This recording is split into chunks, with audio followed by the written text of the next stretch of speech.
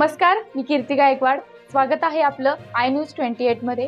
चला तर मग जाणून घेऊयात महाराष्ट्रातल्या ताज्या घडामोडी. ढाकेफळ येथे साहित्यरत्न लोकशाहीर डॉक्टर अण्णाभाऊ साठे यांची 105वी जयंती उत्साहात साजरी. पैठण तालुक्यातील ढाकेफळ येथे साहित्यरत्न लोकशाहीर अण्णाभाऊ साठे यांची 105 जयंती मोठ्या उत्साहात साजरी करण्यात आली. युवा संघटन ग्रुप ढाकेफळच्या वतीने जयंतीचे आयोजन करण्यात आले होते. जयंतीचा कार्यक्रम ग्रामपंचायत कार्यालयाच्या व्यासपीठावर घेण्यात आला. प्रथम अण्णाभाऊ साठे यांच्या प्रतिमेचं पूजन करून मान्यवरांची भाषणे झाली. यामध्ये योगेश पाटील सिसोदे, नारायण सोनवणे, सुभाष आढाव, ज्येष्ठ पत्रकार मदन आव्हाड व अध्यक्षीय भाषण तुषार पाटील शिसोदे यांनी केले. आपल्या अध्यक्षीय भाषणात तुषार पाटील शिसोदे म्हणाले की आपल्या पूर्वजांचा इतिहास आपणास व आपल्या नव्या पिढीला माहीत असणे खूप गरजेचे आहे.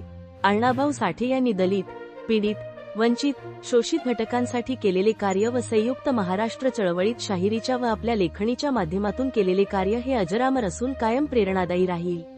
कार्यकर्ते मोठ्या संख्येने उपस्थित होते. कार्यक्रमाचे आभार सतीश सुंदर यांनी मानले व कार्यक्रम यशस्वी करण्यासाठी युवा संघटन ग्रुप व जयंती उत्सव समिती यांनी परिश्रम घेतले. सायंकाळी 5 ते 10 अण्णाभाऊ साठे यांच्या प्रतिमेची छत्रपती शिवाजी महाराज यांच्या पुतळ्यापासून भव्य मिरवणूक करण्यात आली.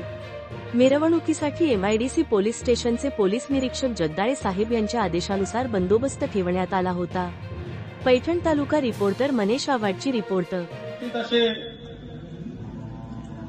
प्लॉट देणे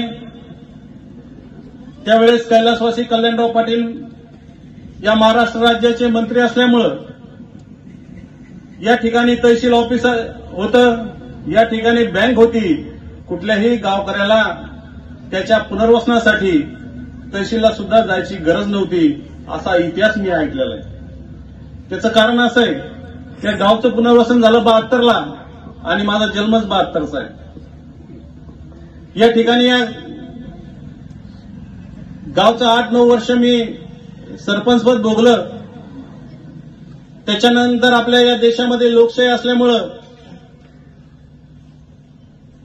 अनेक जातींना आरक्षण मिळत गेलं. त्या आरक्षणानुसार तेथे सरपंचपद या ढाकेफळमध्ये घुसवलं गेलेलं आहे. या गावामध्ये कुठलाही जातीवाद नव्हता, अजून नाही, इथून पुढेही असणार नाही. पण या महापुरुषांच्या जयंत्या होणं हे महत्वाचं आहे. याचं कारण आहे का आपल्या पूर्वजांनी काय केलं हे येणाऱ्या नवीन पिढीला हे कळालं पाहिजे. आज आपण ज्यांची जयंती साजरी करतोय ते साहित्यरत्न अण्णाभाऊ साठे यांचं पूर्ण जीवन हे संघर्षामध्ये गेलं. त्यांनी गोर, गरीब, वंचित, दीन दुबळे यांच्यासाठी मोठं योगदान त्यांचं